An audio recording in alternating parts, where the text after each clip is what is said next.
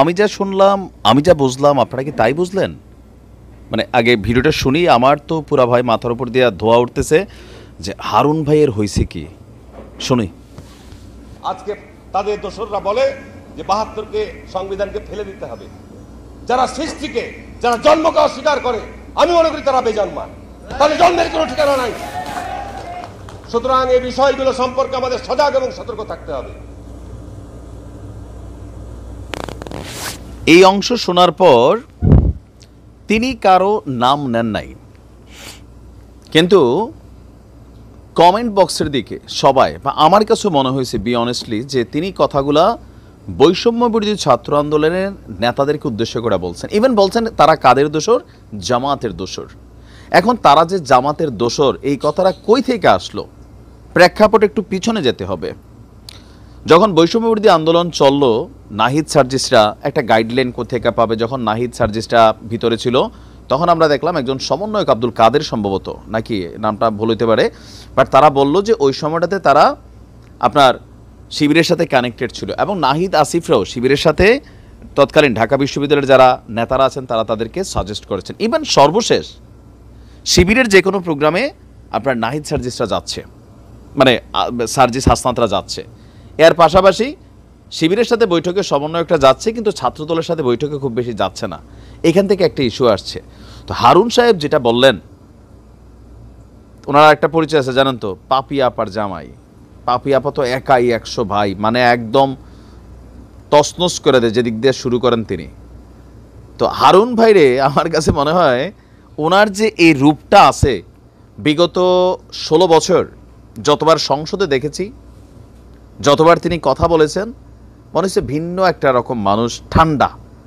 আমার কাছে মনে হইতো যে পাপি আপার জামাই যত তেল আছে ওনার শরীরের বার করে লাইছে। না না, এমনি নিয়ে না, মানে আমরা সবাই তো বিবাহিত থাকে না, যে বাবুরে বাবু এইরকম বউয়ের ঘরের জামাই এবারা দেখি এমন ভাত খাইতে পারে। কিন্তু সঙ্গদোষে লোহা ভাসলো নাকি তিনি ছুপারুস্তম ছিলেন।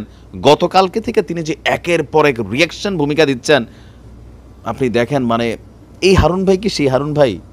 সুন্দর শান্ত ভাষায় ইসলামিক দৃষ্টিতে যিনি সবসময় কথা বলতেন, এখনও তিনি বলছেন যে তিনি ধর্মভীরু, কিন্তু জামাত ধর্মান্ধ উগ্রবাদী, এরা পায়ের রক কাটে, ক্যাম্পাস নষ্ট করে। আর এদের দোসররা ৭২-এর সংবিধানকে যারা ছড়ে ফেলতে চায়, তারা কি টুট, আমি শব্দটা নিতে পারলাম না, এদের জন্মের টুট, আমি নিতে পারলাম না শব্দটা।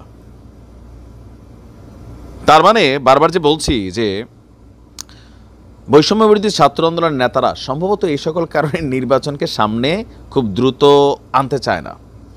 বিএনপি ক্ষমতায় আসলেও এই পরিস্থিতি যদি কন্টিনিউ হতে থাকে, সমন্বয়করা কোথাও না কোথাও বিভিন্ন জায়গায় হয়তোবা নাও হইতে পারে, বাট পরিস্থিতিটা যেমন মনে হচ্ছে, তিনি যেটা বললেন যে এদের দোসররা সৃষ্টিকে, মানে সৃষ্টির স্রষ্টাকেই তারা আস্থা করে ফেলতে চায়।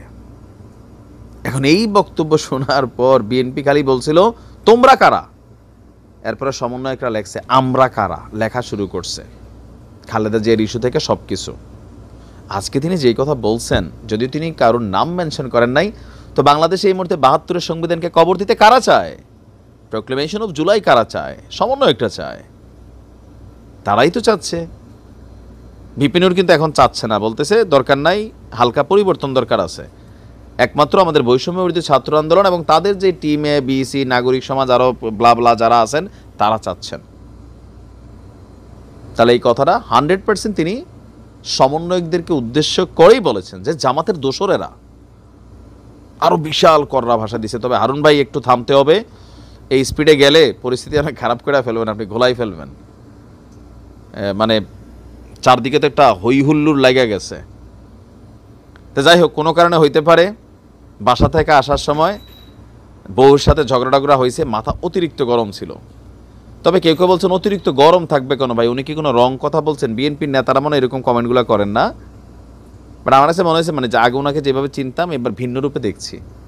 যাই হোক, নিশ্চয়ই তিনি এটা নিয়ে পরবর্তী সময় ব্রিফ করবেন, বাট পরিস্থিতি কিন্তু খারাপের দিকে যাচ্ছে। আল্লাহ প্রিয় দেশকে ভালো রাখুক। আসসালামু আলাইকুম।